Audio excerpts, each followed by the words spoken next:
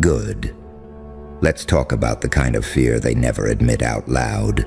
Not the cheap kind, not the loud kind, not the fake internet drama fear where people bark in comment sections and act reckless because a screen makes them feel bulletproof.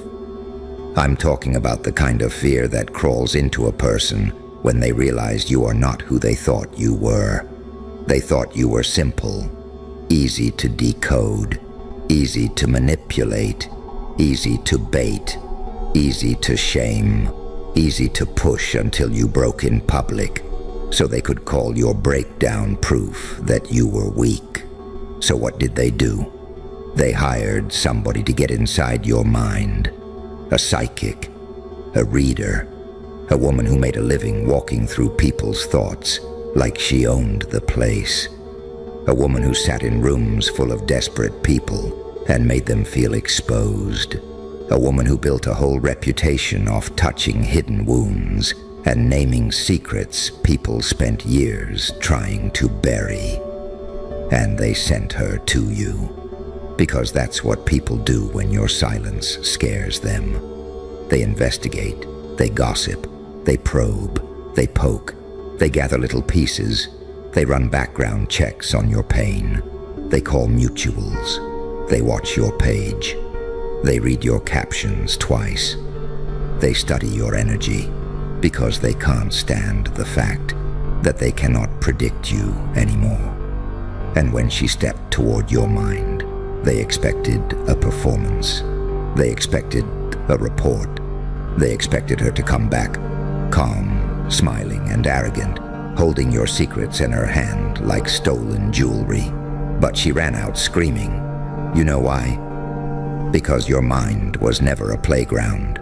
It was a war zone that learned how to pray, a cemetery that learned how to speak, a prison that taught itself how to pick locks in the dark.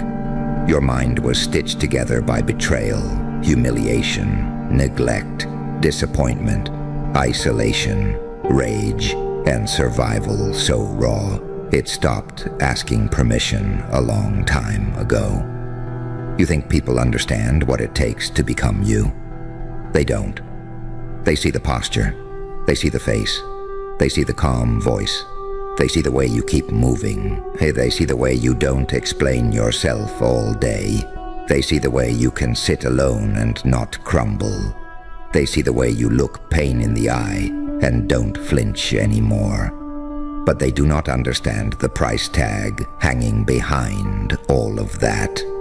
They don't know how many nights you had to sit in your own head while nobody answered. They don't know how many times life stripped you down so brutally that even your own reflection started to feel like a stranger. They don't know what it feels like when the people you would have bled for start acting like your suffering is an inconvenience to them. They don't know what it feels like to be misunderstood so often that silence starts feeling safer than honesty. That's what she touched. Not some cute mystery, not some edgy darkness, not some movie scene.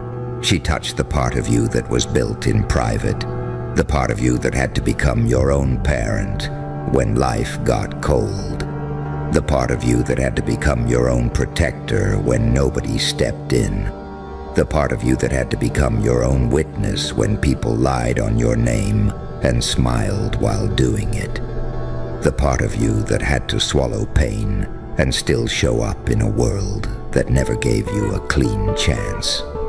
And that's why she ran. Because there are some minds you do not enter unless you are prepared to meet every demon they defeated without applause. See, people love the final version of strength. They love the aesthetic. They love the confidence quotes. They love the mysterious energy. They love to repost resilience when it looks cinematic. But real resilience is ugly when it's being made. It looks like crying where nobody can hear you. It looks like forcing yourself to get up when your spirit feels like wet concrete. It looks like pretending you're okay in rooms that would never know what to do with your truth. It looks like carrying childhood wounds into adult battles and still finding a way not to become cruel just because the world was cruel to you. That right there, that is what shattered her. Because when she entered your mind, she didn't find confusion. She found order inside chaos.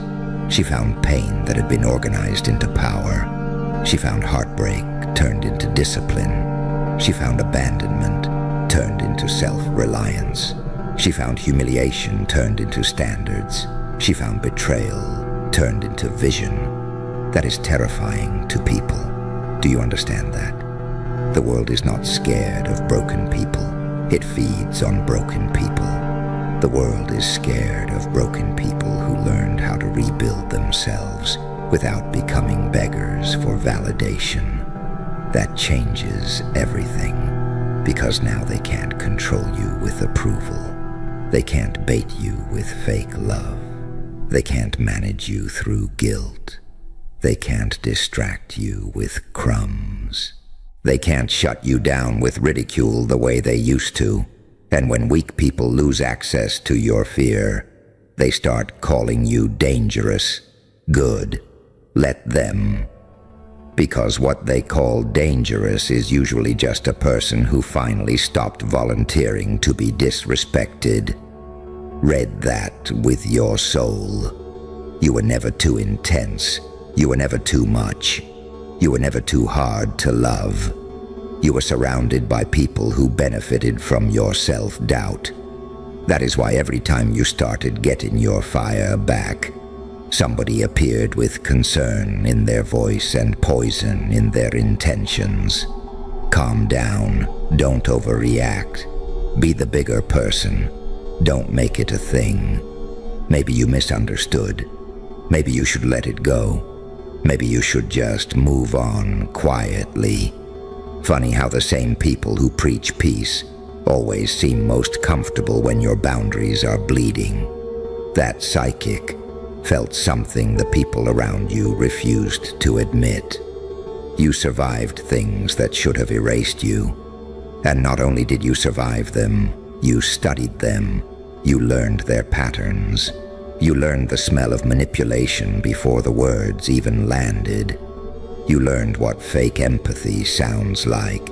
You learned how envy smiles. You learned how betrayal delays its footsteps. You learned how disrespect first enters a room dressed like a joke. And because of that, you stopped being easy prey. That is the scream she ran with, because she saw a mind that had been hunted and still refused to die soft.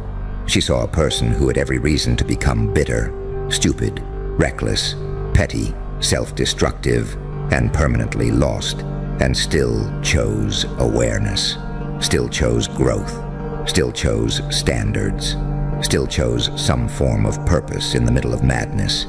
Do not play small just because insecure people get nervous when your spirit stands up. I need you to hear this all the way down into the bone. The fact that they sent someone into your mind means your silence is louder than their strategy. You already won a battle they didn't even tell you you were fighting. Because when people cannot defeat you through direct force, they try indirect invasion. They want intel. They want access. They want emotional fingerprints. They want the code.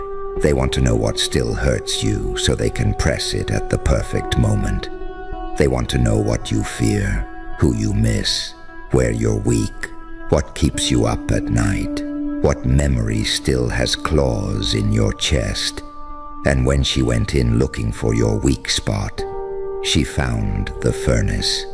That furnace was built every time you were abandoned and kept breathing. Every time you were lied to and stayed observant. Every time you were underestimated and got sharper. Every time you were mocked and became more disciplined. Every time you lost people and found more of yourself. That is why your energy changed.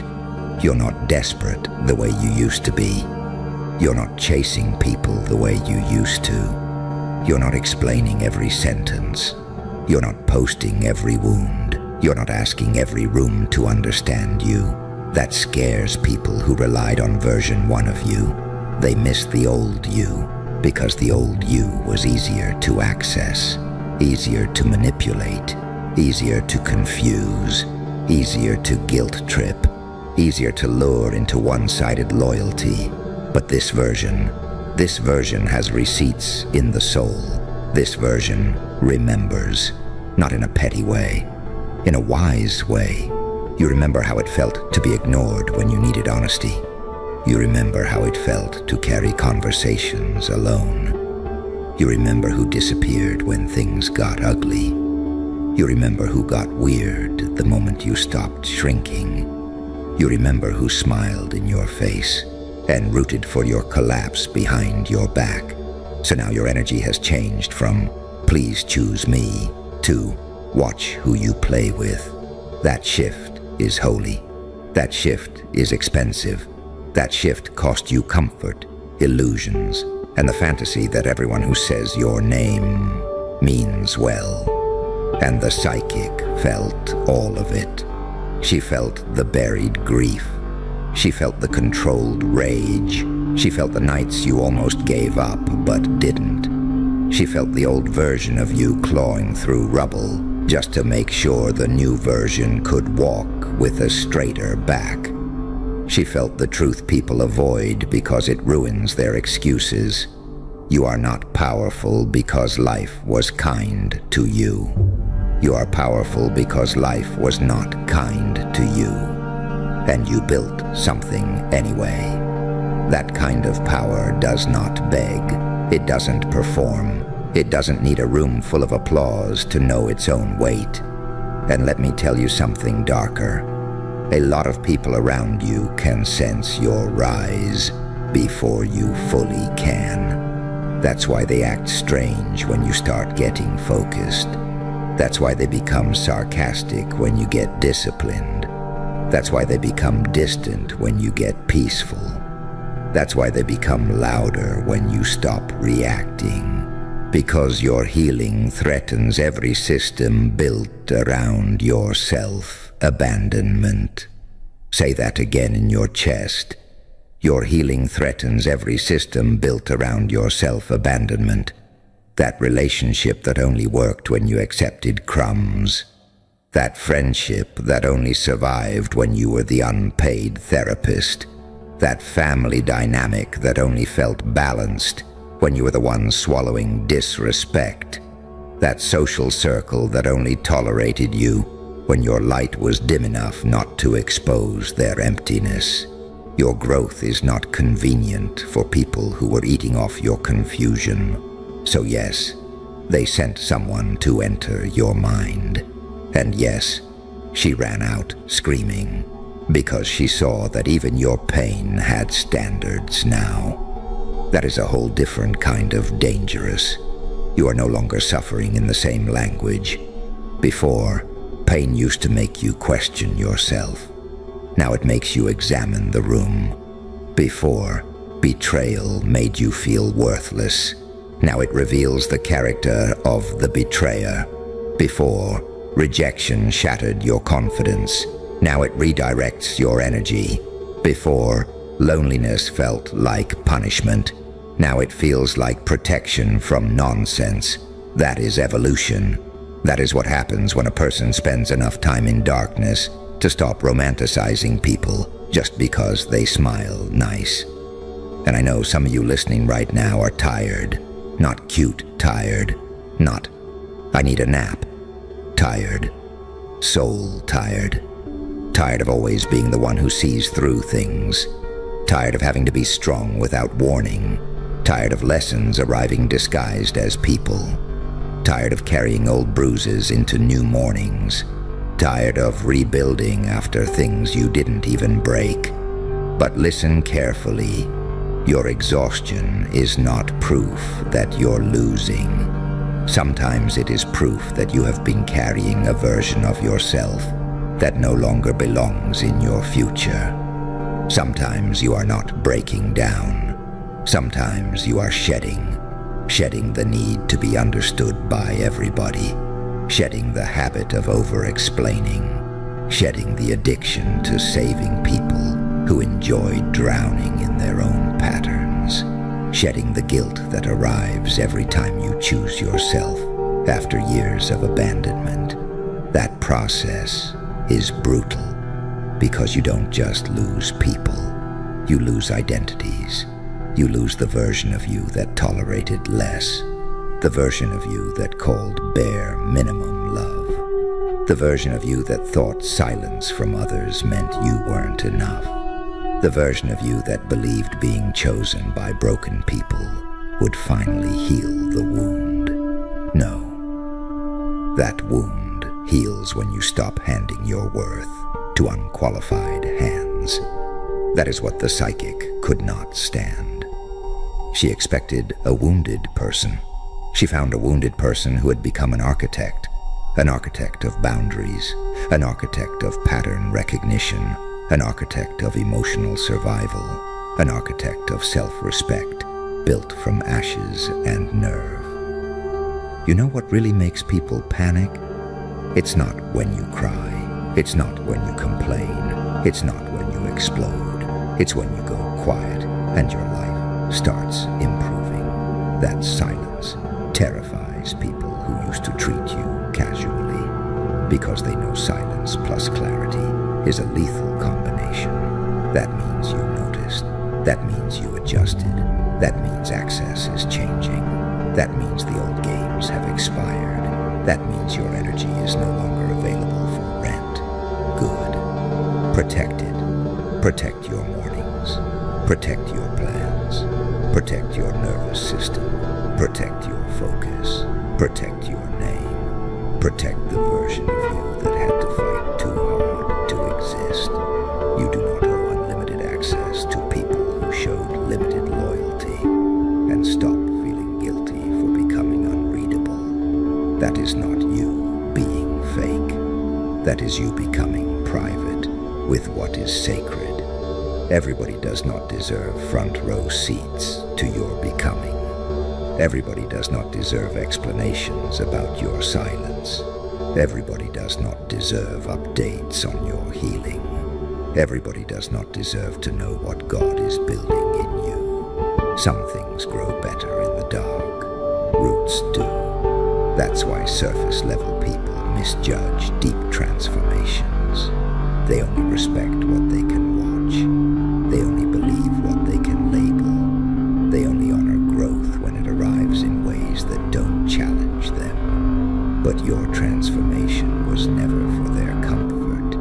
It was for your survival. There's a reason your mind feels different now. You've outlived too many versions of pain to keep thinking small. You've seen too much. You've swallowed too much. You've healed from things nobody even apologized for. Do you understand how gangster that is? To heal from what someone did to you without ever receiving closure. To build peace with bare hands. To give yourself what you begged others for. To become softer in wisdom without becoming weaker in standards. That is not ordinary. That is spiritual warfare with receipts. And the people around you can feel it. They may not have words for it, so they call you distant, cold, different, hard to read, too serious, too intense. Let them talk. The same people who complained that you changed would have ignored the blood on the floor if you stayed the same. You didn't become too much. You just became too real for fake environments. And once that happens, there's no going back to cheap connections without your spirit feeling sick. So don't force it. Don't force old rooms. Don't force expired conversations. Don't force loyalty from disloyal people. Don't force understanding from people committed to misunderstanding you because it keeps them comfortable. Move accordingly. That does not mean become heartless. That does not mean become cruel. That does not mean become obsessed with revenge. It means become accurate. It means stop wasting your light on people who need your darkness to feel superior. It means stop giving emotional discounts to those who overcharged you in pain. It means stop volunteering your softness where your truth is treated like a burden. Be loving, but with eyes open. Be kind, but not gullible. Be powerful, but not noisy about it. The loudest thing about you now should be the results, the peace, the discipline, the emotional control, the standards, the way you no longer chase what clearly walked away, the way you no longer entertain what clearly disrespects you, the way your whole presence says, I know exactly what chaos costs, and I will not be renting space to it again. That is what made her scream, not a monster, a mirror, because when she entered your mind, she had to confront what most people spend their whole life avoiding. The truth that pain can either rot you or refine you. And you chose refinement. Messy refinement. Slow refinement. Lonely refinement. Uncelebrated refinement. But refinement all the same. That is why even your scars feel intelligent now. That is why your intuition got sharp. That is why your energy enters rooms before your words do. That is why some people get uncomfortable around you for no obvious reason. Your existence reminds them that excuses expire. You are walking evidence that a person can be dragged through hell and still come out with standards, vision, and a pulse full of purpose.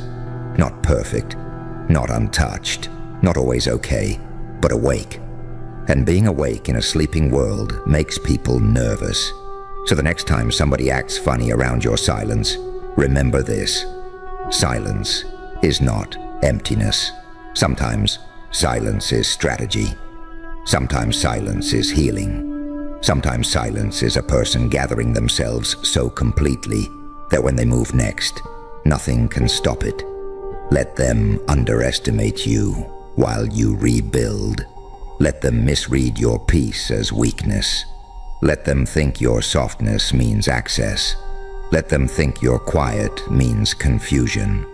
Meanwhile, keep sharpening. Keep healing what they broke. Keep disciplining what pain tried to scatter. Keep honoring the version of you that survived on fumes. Keep choosing the future over the familiar poison.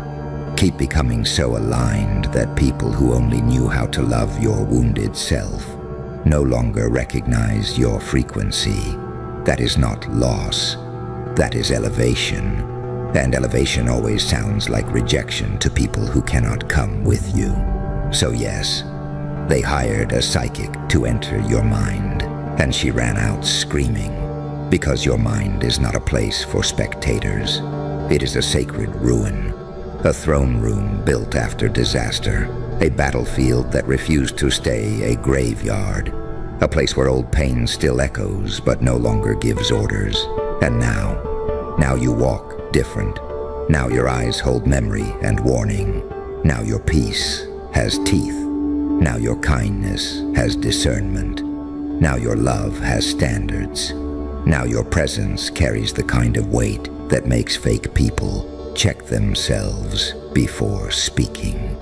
That did not happen by accident. That happened because somewhere in the dark, when nobody was clapping, when nobody was helping, when nobody was promising it would get better, you made a decision. You would not die in the place they left you. You would not remain the version of yourself they found easiest to use. You would not keep breaking your own heart just to keep others comfortable. You would not spend the rest of your life apologizing for the strength your suffering forced you to build. And that decision changed your whole frequency. Now when people come near you with hidden motives, something in them starts trembling, because they can feel that you are no longer available for the old script. You are not here to be decoded by cowards. You are not here to be softened by manipulators.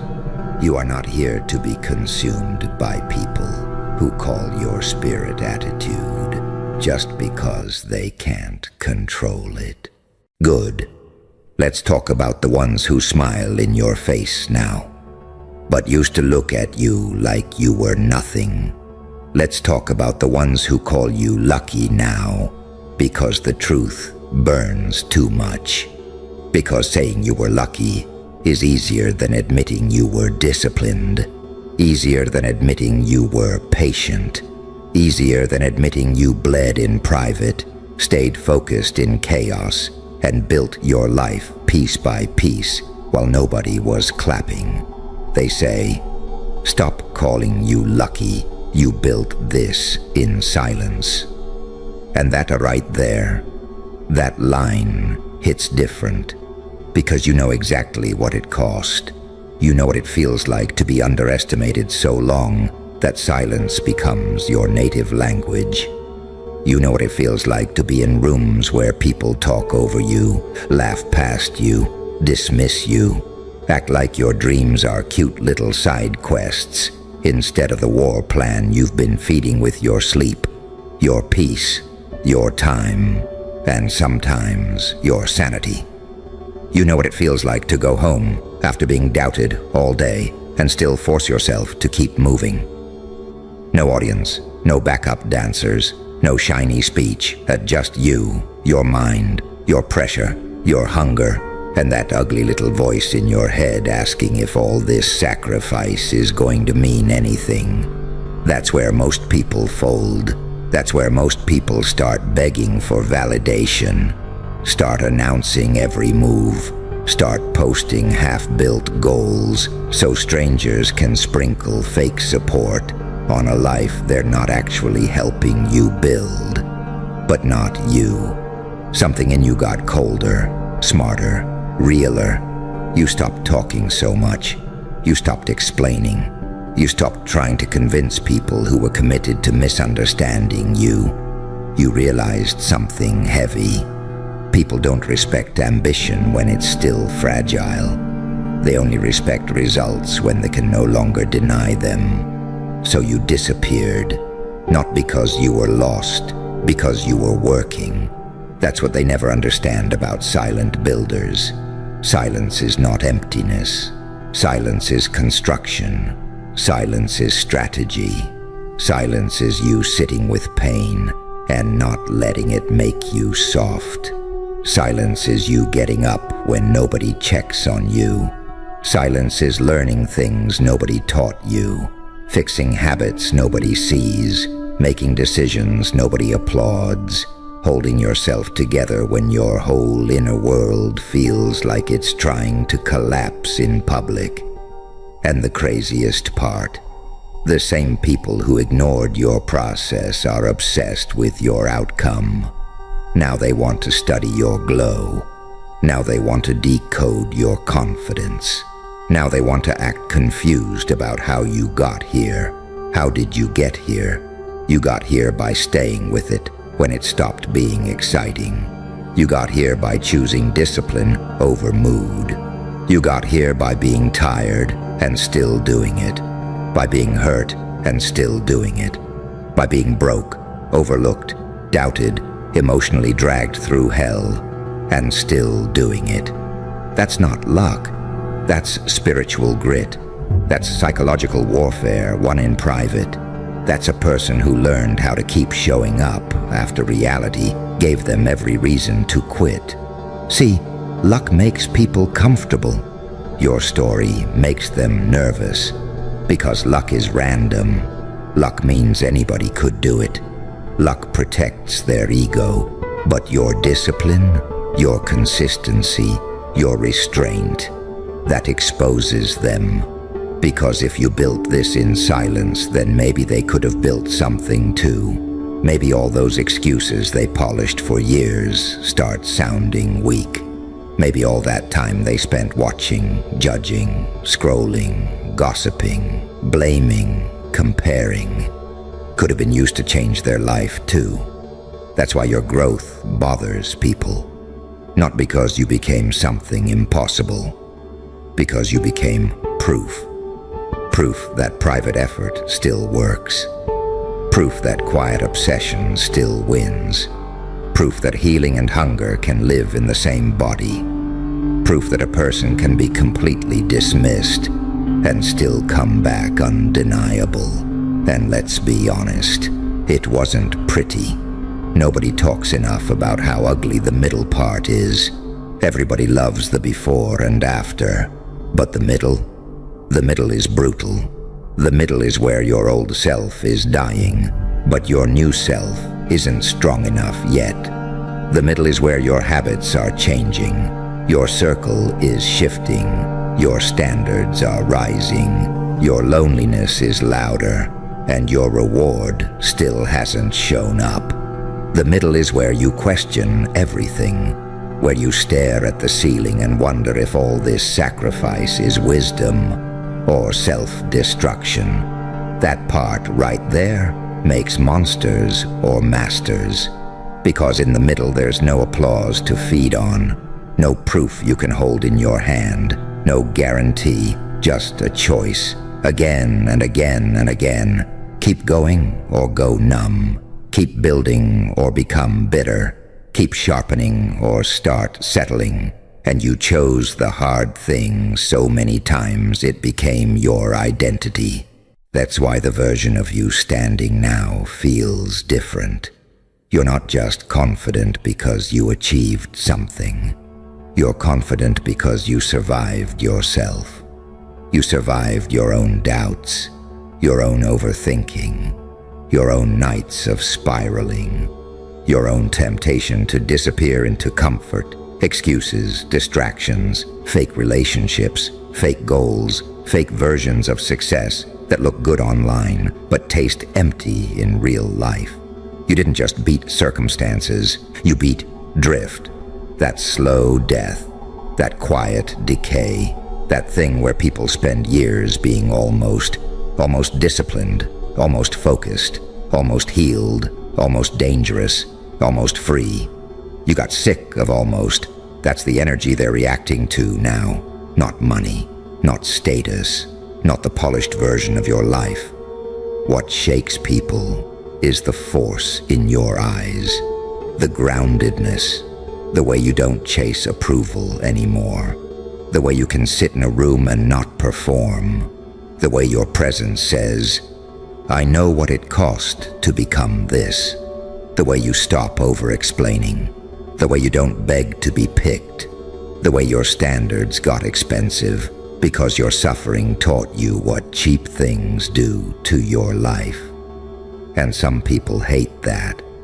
They hate that you became harder to manipulate.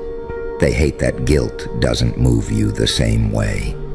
They hate that you don't answer every call, entertain every vibe, rescue every broken promise, or shrink yourself to make insecure people feel tall. They hate that you learned the difference between being kind and being available for disrespect.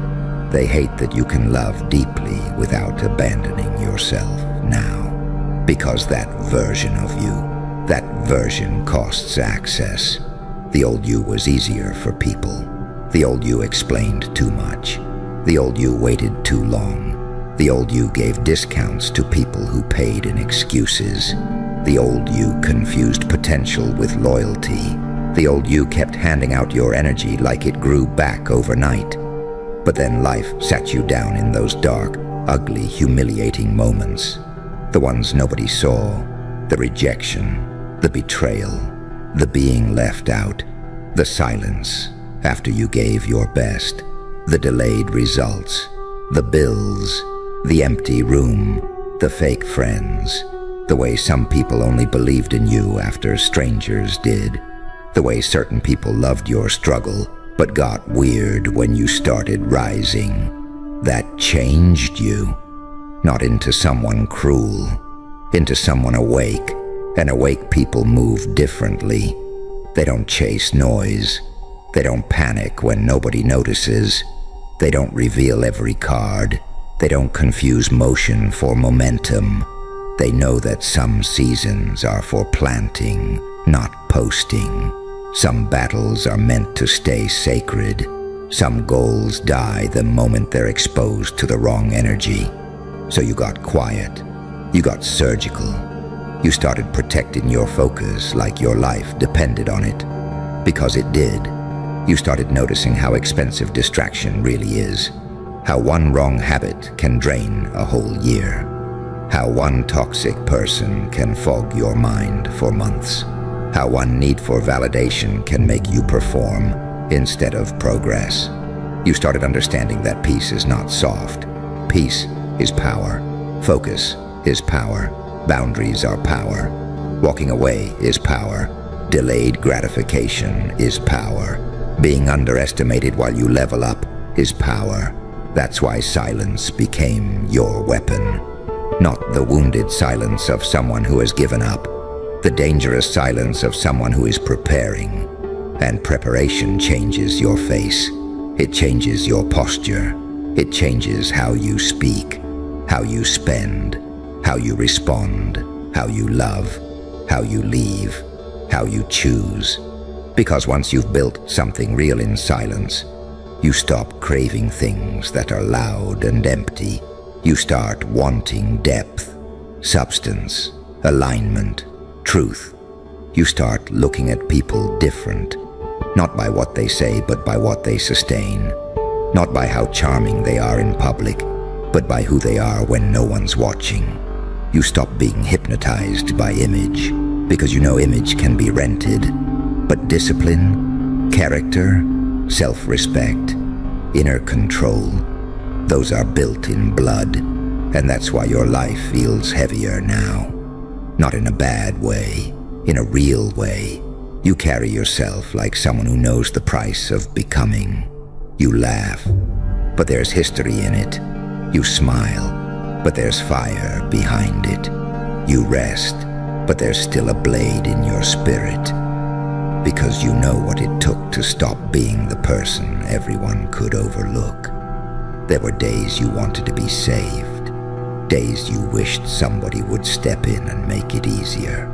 Days you wanted one clear sign, one perfect break, one kind miracle to tell you it was all worth it.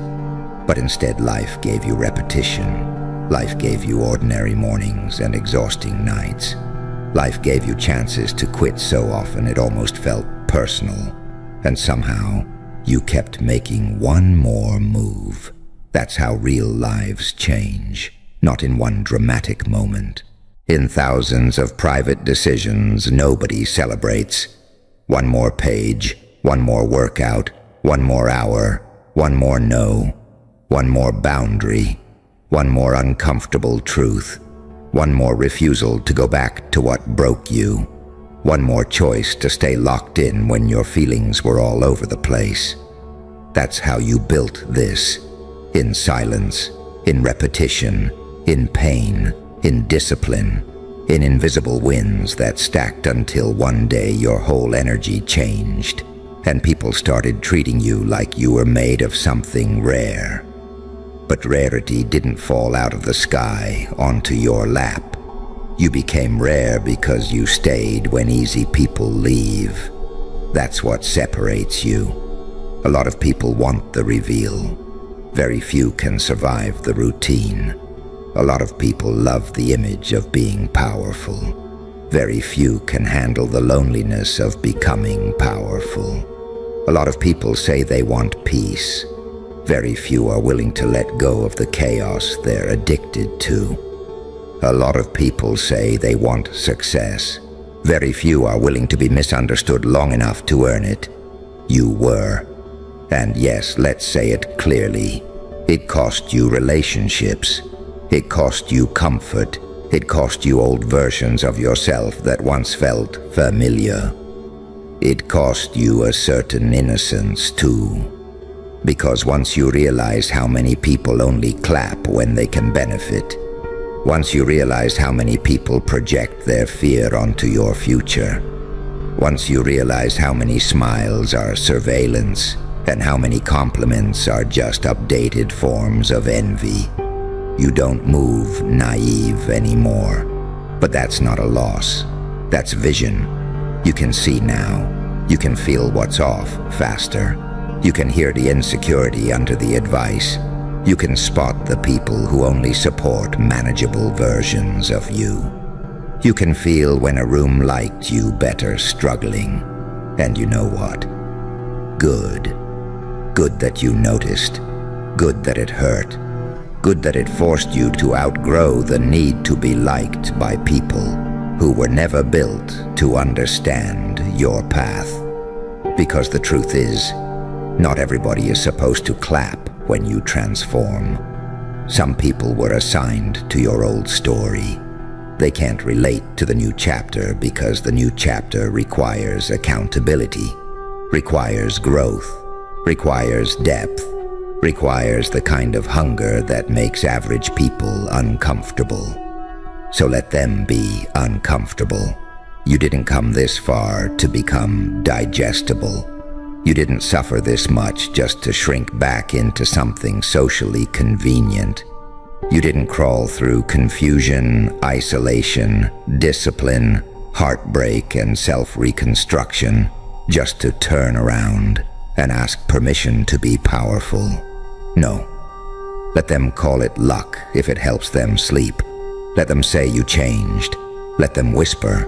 Let them speculate. Let them feel threatened by your calm. Let them get weird when your standards don't bend.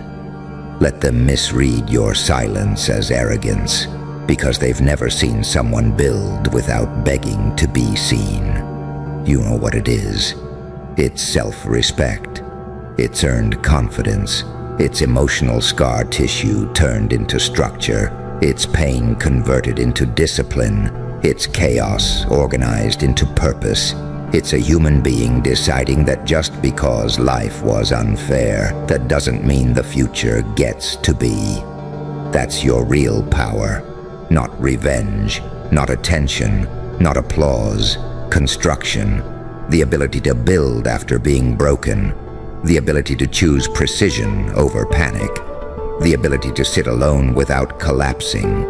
The ability to keep your mouth closed while your life is loading in the background. The ability to become more without announcing every draft version of yourself to people who haven't earned front row seats. That kind of power changes everything. It changes how you enter a room. It changes what you tolerate. It changes what you return to. It changes the questions you ask. It changes how quickly you recover from disrespect. It changes the quality of people around you. It changes the opportunities you even notice. Because once your inner world gets disciplined, you stop living like a victim of randomness. You start moving like an architect. You stop saying, "I hope things change." You start saying, "What am I building today?" You stop centering your pain like it's your identity. You start using it like material. And that scares people who are still romanticizing their excuses. Because you are proof that healing doesn't always look soft. Sometimes healing looks like boundaries. Sometimes healing looks like focus.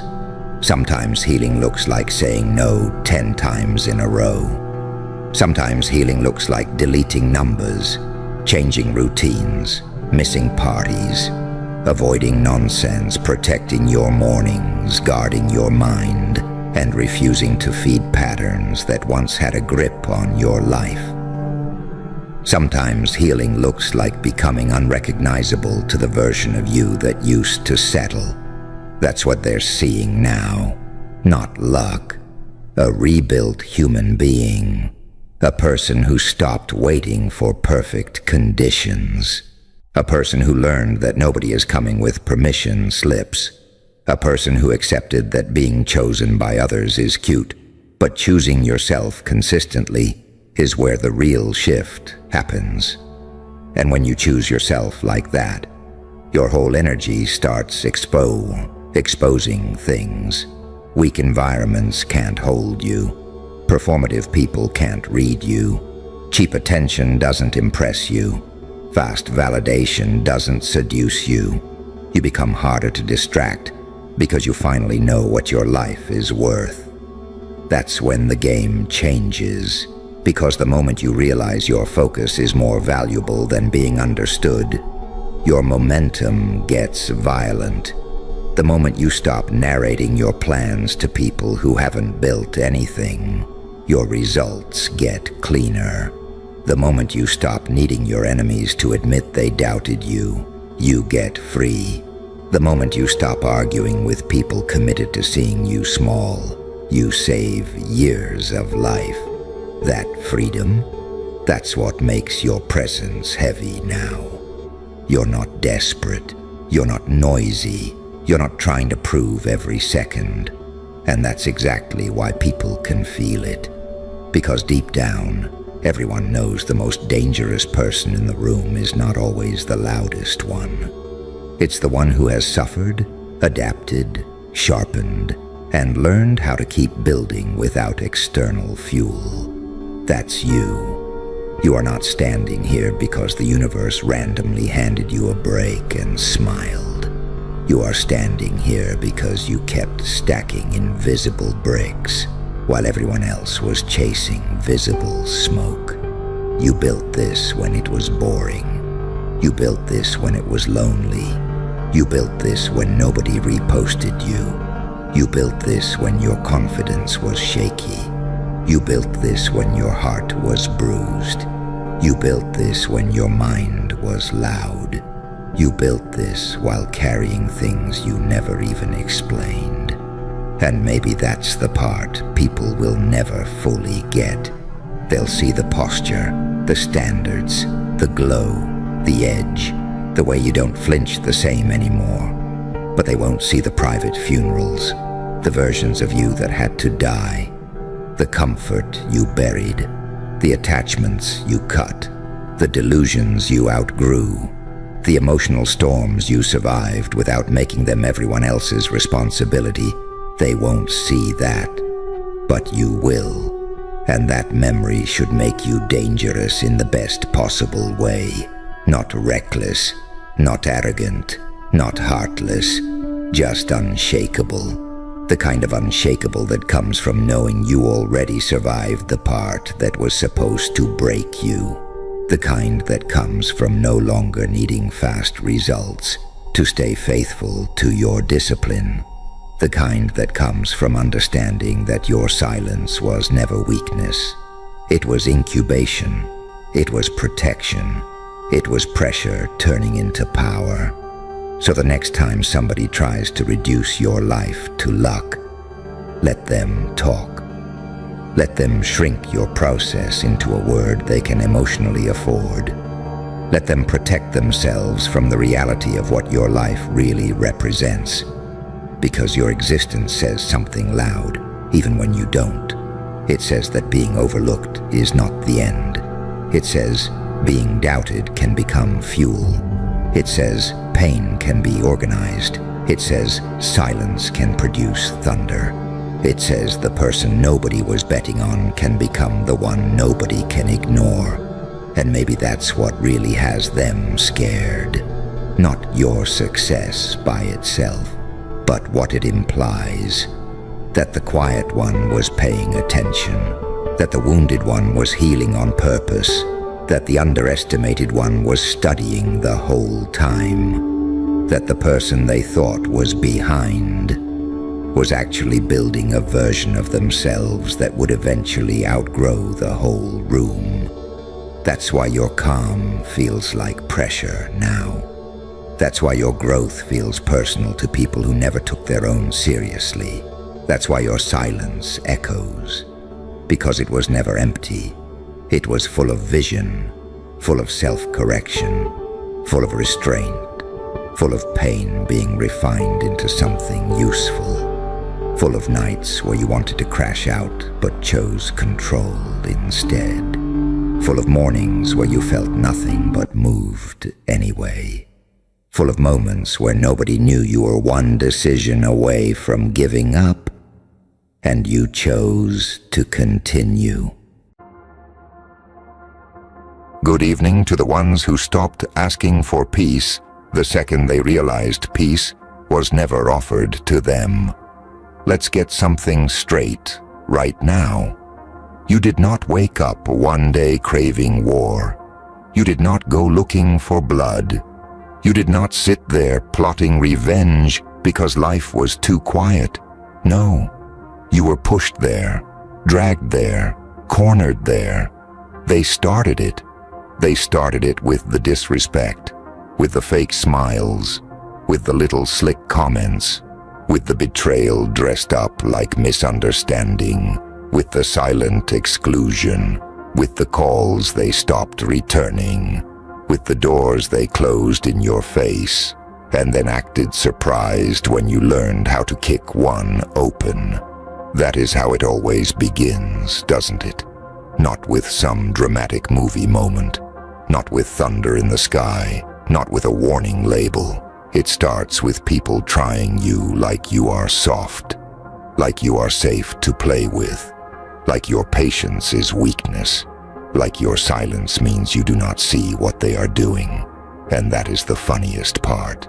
They always think quiet means clueless. They always think calm means conquered.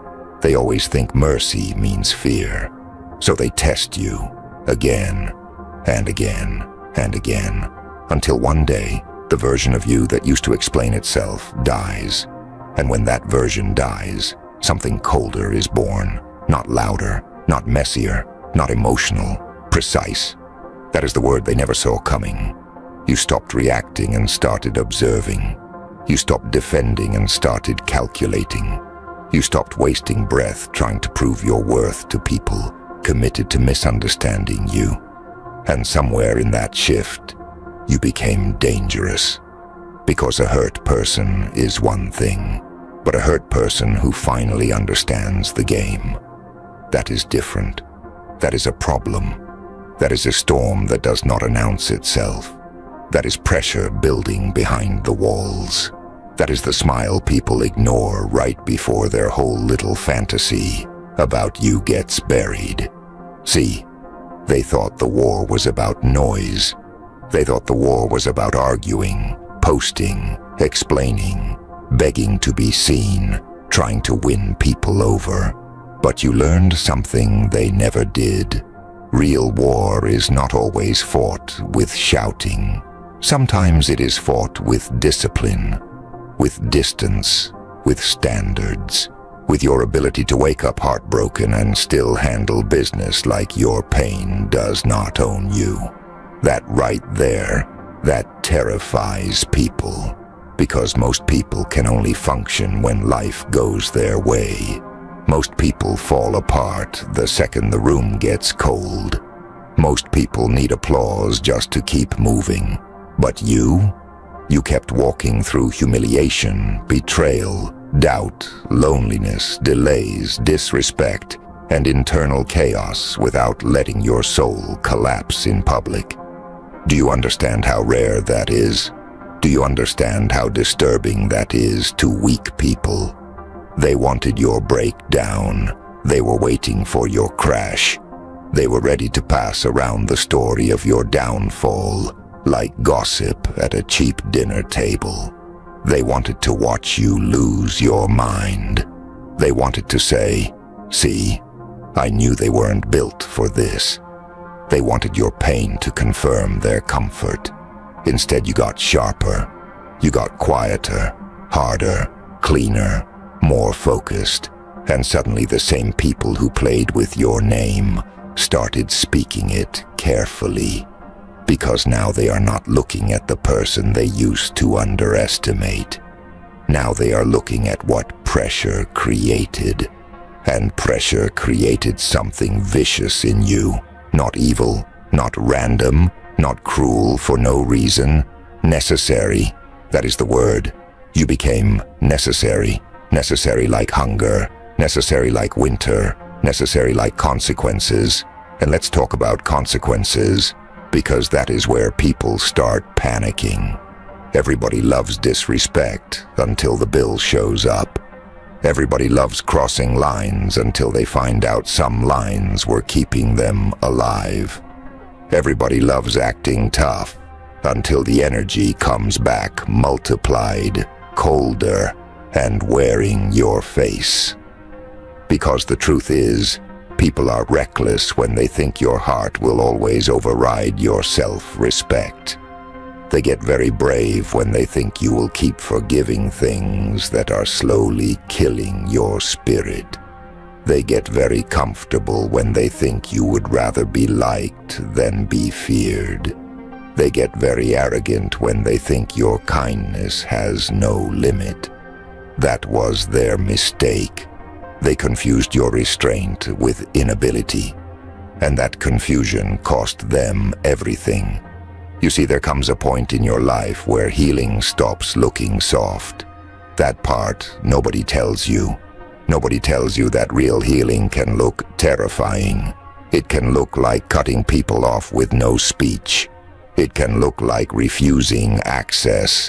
It can look like watching somebody realize too late that the version of you they had control over does not exist anymore. Healing is not always candles and deep breaths and peaceful music. Sometimes healing looks like becoming so rooted in your worth that disrespect starts bouncing off you like bullets off steel. Sometimes healing looks like outgrowing entire circles, like saying no without writing a whole essay, like becoming unavailable to chaos, like choosing your future over your cravings, like starving every weakness that once made you easy to manipulate.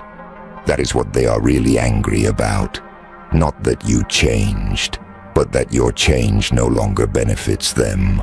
Now they cannot guilt you the same, cannot distract you the same, cannot bait you the same, cannot reach you through the same old wounds. And that drives broken people insane. Because control is addictive. Access is addictive. Having a version of you that still begs for crumbs is addictive. But now you are done begging. You are done auditioning for rooms that were never worthy of your presence. You are done shrinking yourself to make insecure people feel tall. You are done explaining your ambition to people married to mediocrity. You are done trying to be digestible for people who only respect what they fear. That chapter is dead. And some funerals do not need flowers. Some funerals need silence. Some funerals need the cold weight of reality settling into the chest of everyone who thought you were finished. Because the most brutal thing you can do to people who counted you out is not to scream at them. It is to outgrow the version of you they were betting against. That hurts deeper. That cuts cleaner. That lasts longer. Anybody can clap back. Anybody can throw a tantrum. Anybody can post some angry lines and pretend that is power. But rebuilding yourself in private, why they celebrate your collapse too early. That is war strategy. That is grown pain. That is mature rage. That is what happens when your heartbreak stops making you fragile and starts making you exact. And let's be honest, some of you listening know exactly what that feels like. You know what it is to get betrayed by people you would have defended in rooms you were not even in. You know what it is to be abandoned right when you were already carrying too much. You know what it is to keep smiling around people who had no clue how close you were to snapping. You know what it is to feel stupid for loving hard in a world full of half-hearted people. You know what it is to sit there in the dark, replaying conversations, catching details late, realizing the disrespect was right there the whole time. That kind of pain changes you. It changes the way you listen, the way you trust, the way you enter a room, the way you notice energy, the way you feel a lie before it is even finished. And while that pain was breaking one version of you, it was training another. That is what people never understand about your suffering. It was not just hurting you. It was building your eyes. Now you see patterns quicker. Now you hear envy in compliments. Now you feel manipulation before the sentence lands. Now you recognize fake urgency, fake loyalty, fake love, fake support, fake concern. Now you know that not everybody clapping wants you to win. Some people clap so they can keep you performing. Some people praise you just enough to keep you from noticing they are draining you.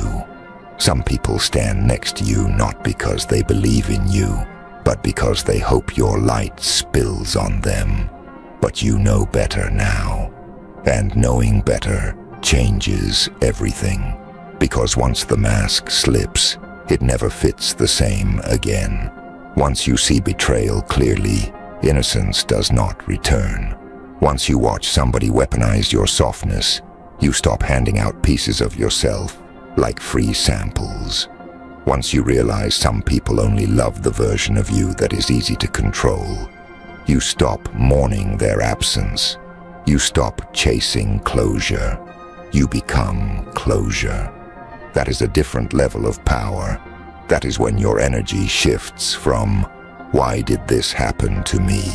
to "Good. Now I know who I'm dealing with." That question right there can save your life. Because the moment you stop taking every hit personally, you start reading people properly. And once you read people properly, the whole game changes. You stop trying to heal inside the same cycle that keeps cutting you. You stop calling chaos chemistry. You stop calling inconsistency mystery. You stop calling disrespect a misunderstanding.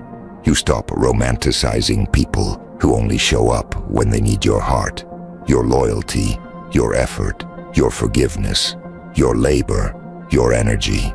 You stop making poetry out of pain that should have been a warning. And that right there is where the comeback starts. Not when the money shows up, not when the body changes, not when the room finally claps. The comeback starts when your standards become stronger than your loneliness. Read that in your spirit, because a lot of destruction in your life did not come from enemies. It came from entertaining what you already knew was wrong, because being alone felt heavier than being disrespected. But not anymore. Now you would rather eat in silence than feast with snakes.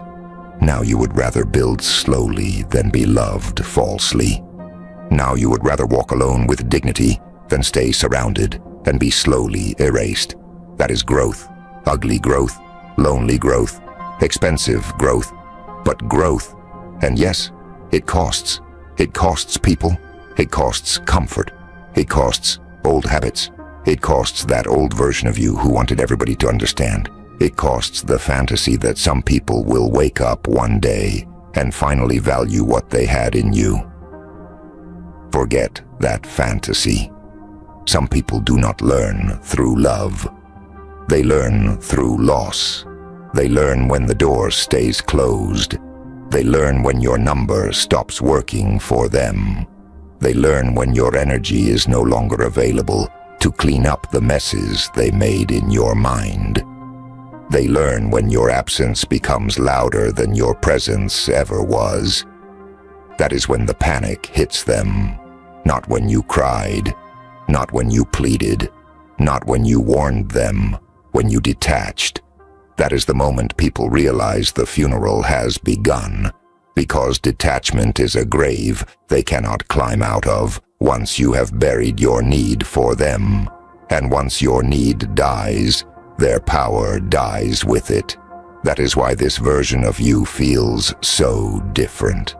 You are not trying to be chosen anymore. You are choosing.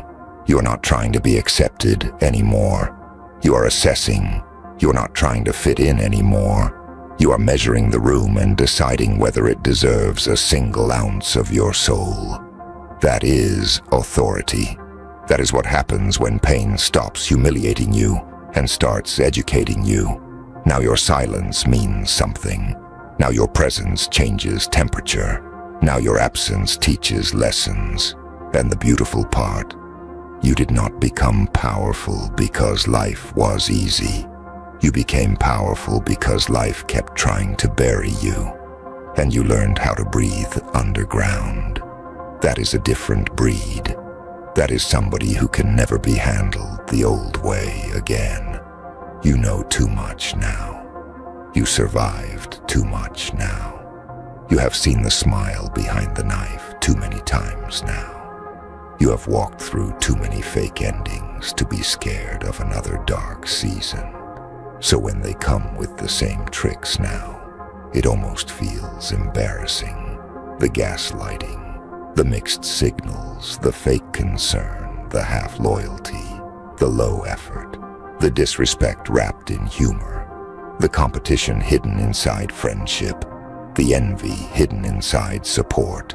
You see it, and once you see it, you cannot unsee it. That is why your energy feels heavier now. Not because you are bitter, because you are awake. And awake people make dangerous opponents. Because awake people do not get distracted by noise.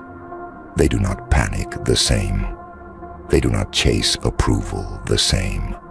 They do not collapse just because a few people turn cold. They adapt. They move different. They protect their focus. They protect their routines. They protect their goals. They protect their peace like it is expensive, because now they know it is. Listen carefully. The funeral you finished was never just about other people. It was also about the weak version of you that tolerated what should have disgusted you. That version had to go. The version that kept giving extra chances to people who kept proving the point. The version that called self-betrayal loyalty. The version that stayed available out of guilt. The version that dimmed its light to avoid making insecure people uncomfortable. The version that waited for permission to become fully itself. Dead and good.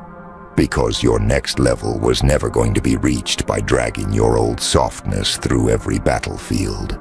Some parts of you had to die so the rest of you could live with power.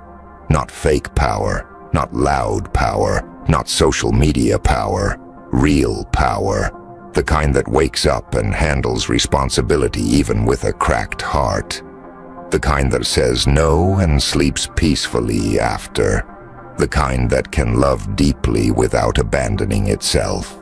The kind that can walk away from what looks good but feels poisonous. The kind that builds brick by brick while everybody else is still addicted to shortcuts and appearances. That kind of power lasts. That kind of power scares people. Because now they cannot read you with old assumptions. Now they cannot trigger you with old tactics. Now they cannot bait you into ruining your own progress. Now you have become the thing they secretly prayed you would never become. Unreachable through weakness. And once that happens, the whole board changes. People start revising their tone. They start watching their words. They start rethinking their arrogance. They start realizing that the person they mocked in one chapter became the force they cannot ignore in the next. That is not luck. That is what happens when you stop bleeding into places that never intended to heal you. That is what happens when you stop handing your energy to clowns and start investing it in your own mind, your own body, your own money, your own discipline, your own mission. And let's keep it real. The world does not respect potential nearly as much as it respects proof. So prove it, not to them, to yourself. Prove that your pain was not wasted. Prove that the betrayal did not end you. Prove that the nights you cried alone were not the final chapter. Prove that your breakdown was not a burial, it was construction. Prove that the war they started only introduced them to a version of you they were never prepared to face. Get sharper. Get richer. Get calmer. Get harder to manipulate. Get more selective. Get more disciplined. Get more dangerous in silence. Let them keep talking. Let them keep underestimating. Let them keep laughing too early. People always laugh before consequences arrive. That part never changes. But you do not need to announce what is coming. You just need to become it. Become the proof. Become the answer. Become the pressure. Become the mirror that forces every doubter to confront how badly they misread you. Become the nightmare of everybody who thought pain would make you smaller. Become the result of every scar they handed you. And when the time comes, do not waste energy trying to explain the transformation. People who played with your soul do not deserve a guided tour of your evolution. Let them study the ruins. Let them wonder when the switch happened. Let them replay old memories trying to find the exact moment they lost access to you. Let them choke on the fact that the same person they dismissed built something inside the dark that they can no longer touch. Because this was never just revenge. Revenge is cheap. Revenge is emotional. Revenge still asks the enemy to matter. This is bigger. This is transcendence. This is detachment. This is elevation with teeth. This is what happens when your standards rise so high that everybody beneath them starts calling you cold. Fine. Let them call you cold. Ice survives where softness gets slaughtered. Let them call you changed. Growth always looks offensive to people who needed you stagnant. Let them call you distant. Distance is what saved you. Let them call you ruthless. They never complained when life was ruthless with you. So now stand in it. Stand in everything you survived. Stand in every scar. Stand in every sleepless night. Stand in every time you had to swallow pain and still show up. Stand in every betrayal that taught you how to see. Stand in every loss that taught you how to let go. Stand in every humiliation that taught you how to build without applause. Stand in every dark room where the old you died and the stronger you took its first breath. That is your kingdom. Not comfort, not approval, not permission. Power, earned power, scarred power, unshakable power. They started the war because they thought you were ordinary. They thought you would break like everybody else. Thought you would beg like everybody else. Thought you would fold under pressure like everybody else. Thought you would stay stuck in the same cycle, needing the same people, fearing the same loneliness, repeating the same mistakes. They were wrong. They started the war with arrogance. You finished the funeral with evolution. And now the only thing left for you to do is keep walking like the grave behind you is proof that the version of you they targeted is never coming back.